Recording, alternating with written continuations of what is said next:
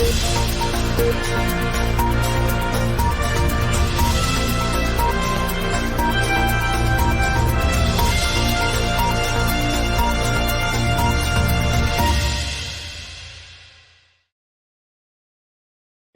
how you doing? This is Craig Beck, aka the Stop Drinking Expert.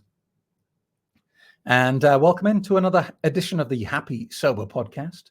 And I'm doing a little experiment at the moment. I'm asking my mailing list members to answer a very simple question for me. I've asked them all this one question. Why do you drink? That's it. What are you getting out of it? You must be getting something. So why do you drink? That's the big question I've been asking. Definitely the shortest reply I've had is coming from Jojo. And she simply replied with this. This is the full email reply, by the way. I drink because it's habitual. Thank you, Jojo. Blunt and to the point and quite interesting.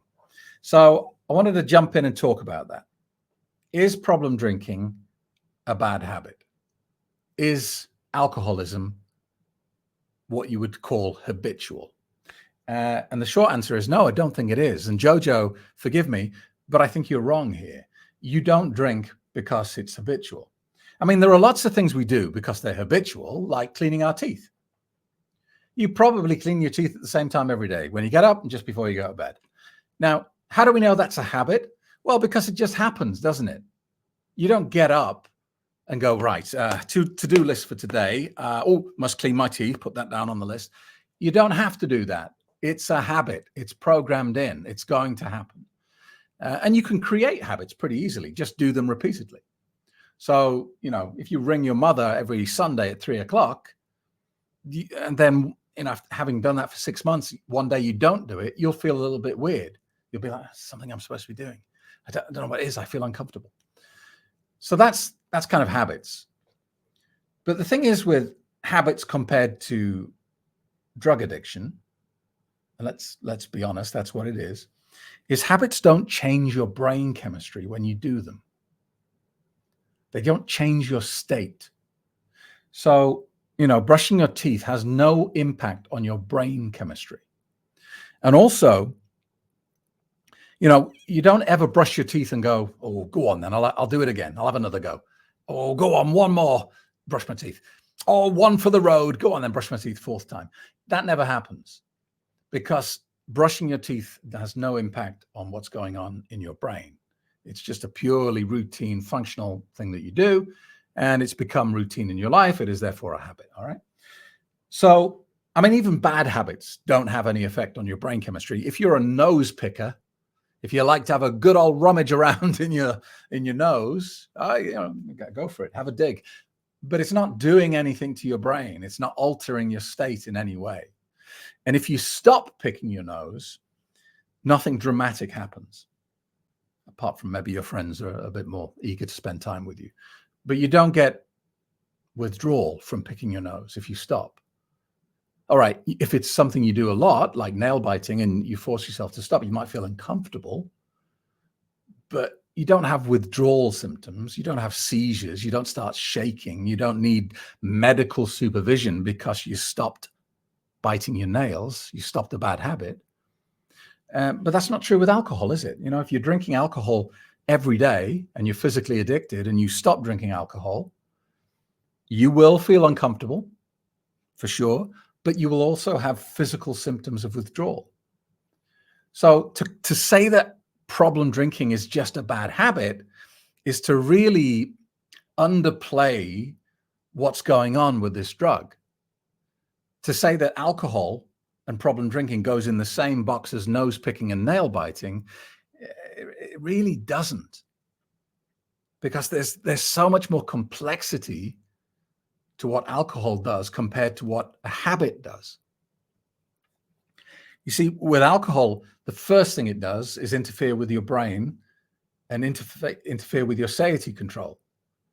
So after you've drank some alcohol, it's no longer relevant whether you want another one or not, or whether you're thirsty or not. The drug is now in control. There's no logic in someone going to a bar and drinking 10 pints of fluid. How thirsty do you have to be to need 10 pints of fluid to quench your thirst? Drinking 10 pints of beer in a bar has got nothing to do with thirst. It is purely and simply the drug doing what it does best, interfering with your brain, switching off your satiety control, and taking over what previously you would do with the part of your brain responsible for logical and sound decisions. So I think if you believe that your drinking is just a bad habit, I think you may be deceiving yourself a little bit there. Or maybe the drug is deceiving you. Because the implication is, it's not a big deal. It's just a bad habit. You can stop if you want to. And I think the problem is deeper than that, Jojo. And that's why you have to address this problem seriously rather than put it in the same box as where everything else goes that you might do as a New Year's resolution. So I hope that gives you something to think about. Look, we're very good at defending our behaviors to ourselves, creating what I call plausible deniability. For example, when I was at the peak of my drinking, I never labeled myself an alcoholic, never labeled myself a problem drinker. I was a wine connoisseur. And I know that sounds ridiculous. I know you must be thinking, Craig, surely not even you fell for that BS. I did. I had to really work hard to believe it, but I had very expensive wine in the rack. I had tasting notes. I had all the nonsense that goes with it. I used to swirl the glass in a certain way, sniff the wine, do that stupid noise. I was a complete dickhead, but I believed that I was a wine connoisseur. That justified my drinking. And to say my drinking's just a habit is in a similar vein. It's to create a narrative that's just about believable enough to let you carry on. And that gets you nowhere, because what's coming to you is coming to you. And it doesn't matter what story you create to defend and justify your behavior. The bad stuff is in the mail. And the sooner you can stop this pattern, the sooner we stop this arriving. All right. Thanks so much. If you have questions, or if you'd like to answer the question yourself, why do you drink alcohol? Email me via the website, stopdrinkingexpert.com. Don't forget, if you're worried about your drinking, you should be at that website right now and signing up for today's free Quit Drinking webinar. I'll even give you a copy of my best-selling book, Alcohol Lied to Me, as a gift just for turning up. Thanks a lot. See you soon.